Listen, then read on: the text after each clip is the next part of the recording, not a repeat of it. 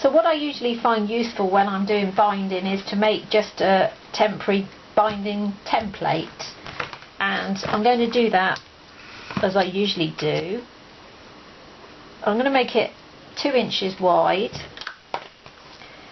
or actually probably 1.5 inches would be fine for this.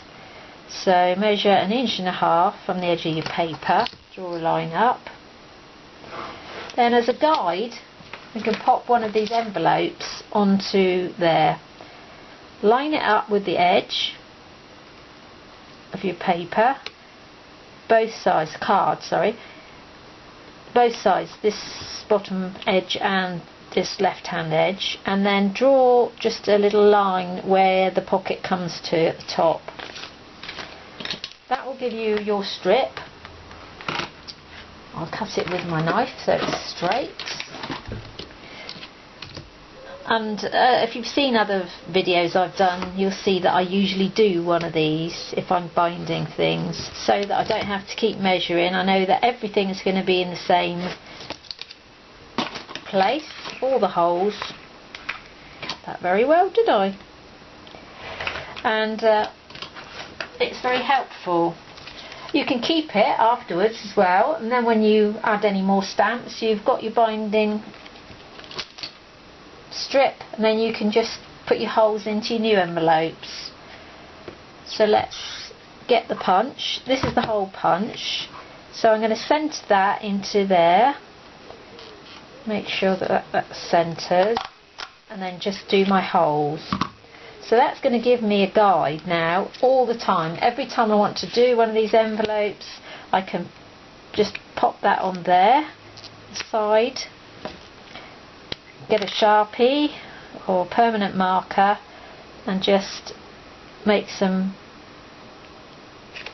marks in the holes, and then you can use your crocodile, go in, you'll have your marks and make your holes. And as I say, they'll be in the same place on every envelope then. And keep hold of that strip so that when you need it for some new ones, you can just pop it on and you'll have them all the same. So I'm going to decorate the project now. I'm using the stamps with the definitions on. This one's Inspire, which I thought was really appropriate. And then we're going to use the other two, which are in the same stamp set. There's Dream and Imagine, which have both got the definitions on as well. So I'm using the Memento London Fog, which is a grey, and it comes out very sort of misty. And I'm going to cut that off because I've got a mark on that card. I'll turn it over and hope that it will fit. Just about. Didn't wash that either, did I? And there's Imagine. And let's stamp that one as well. So the other image I want to use for my project is this gorgeous lady. I absolutely love this, and that's on there like that. That's beautiful, isn't it? Just a part of her face, but it's so lovely. So there's that one, and then this other one, which is absolutely brilliant as well, is Live Your Dreams.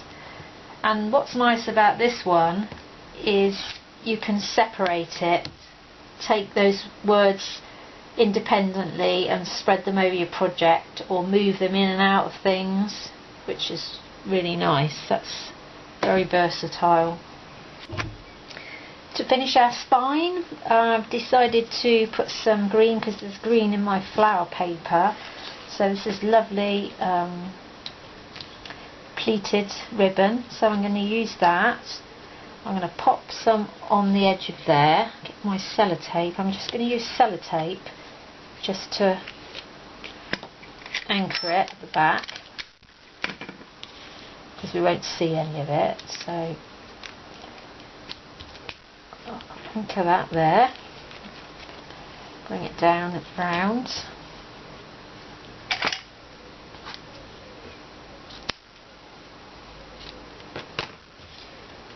And again, make sure you don't pull it too much, and then it will just centre that. And I can just pop the tape on there. That's given us that decorated look on there. So I'm going to use, I've got a Whispers ink here. This is some old inks I've got. Doesn't say any colour on it, unfortunately, but it's a nice sort of olivey green, and I'm going to just use that with a dry baby wipe and just go around the edges of that. And that's what I'm going to do with that one. I might add a bit of pumice stone on there as well on the edges, and then I'm going to just stick that on there as decoration.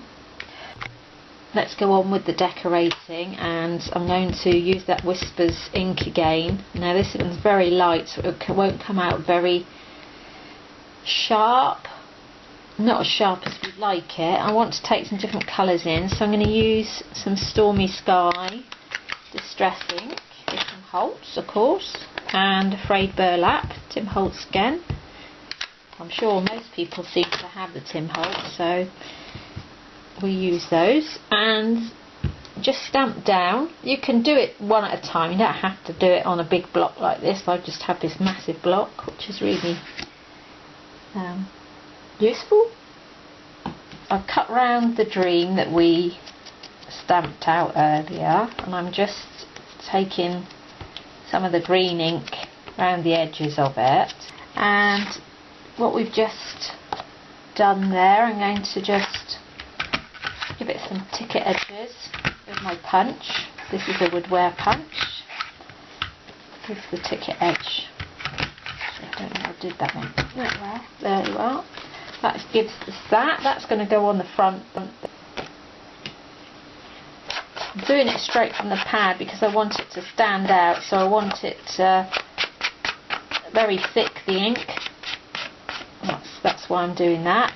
If you want to take it further in after you've done that, you can do it again as we did it and just take it in a little bit softer as well. Might even put a little bit of blue on that as well, actually. Just take a little bit through around the edges, just to soften it a slight bit. So after we've done that, that's going to go on here. You can put it at an angle or you can put it straight, whichever you want to. So I'm going to just ATG that one and pop that on. Doesn't like this card. Some of the ATG, if you've got a textured card, it doesn't always want to stay on. Lifts up a bit. So pop that on your front. There. We're going to put some 3D squares on the back of her and the back of these two. One for the spine, one for the front. And I'll come back to you. So I've 3D squared those, and that's going to go just on there at a nice angle.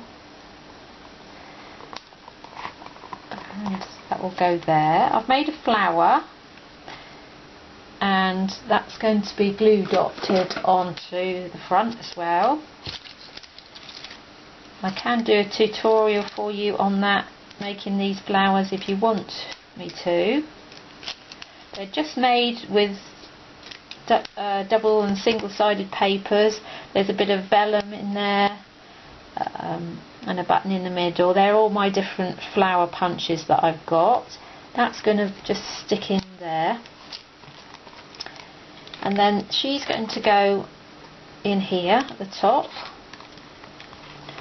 I just want her to just slip underneath. So I brought the camera a bit closer for you to see what I've done now.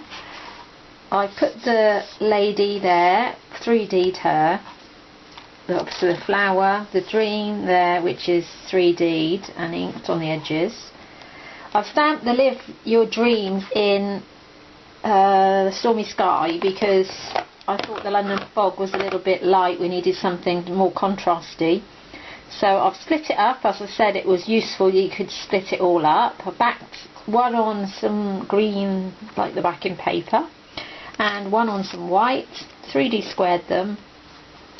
I put Dream there at the bottom, I've stuck that on there. I'm going to put the Inspire, which we did as well, and I've cut around that. That I'm going to slip in here. There's a space somewhere. I'm sure there's a space in there that I can slip it into somewhere and get that to come across into there. That's it. That's what I want.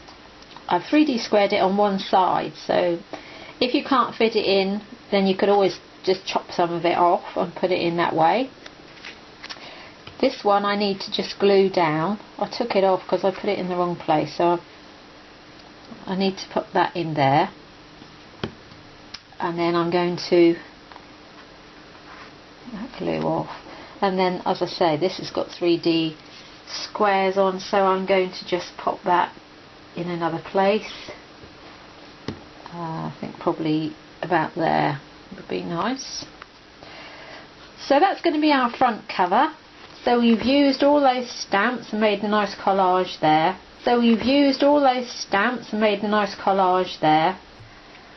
So I'll just use my hot glue now, and of course you have to be quite quick with it, otherwise it goes cold and then it won't stay on there. So let's centre that in there. And as I said before, the hot glue is the best thing to put anything on that you really want to stick permanently. Charms, anything like this, because we've got those, the back of the brad on there, we did definitely need to hot glue it. So I've hot glued that on the side and the Inspire there. I'm going to just pop a flower on there. They're these Prima flowers, and I just want to just ink that edge. Just take one of the colours from the inks, whichever you want, be it the green or the blue, whichever colours you're using. I'm just going to go over it just slightly because I don't want it sort of that very stark cream colour. And that's enough there. As I said, I only want a little bit on it. I don't want a great deal of colour. That's that. And then I'm going to put a brad in the middle, which you can find all sorts of brads with pearls and all sorts of things in the middle. Whatever you've got to hand really, and I'm just going to pop that on the back, and I'm going to pop that on there with some hot glue now, and that's going to sit on there.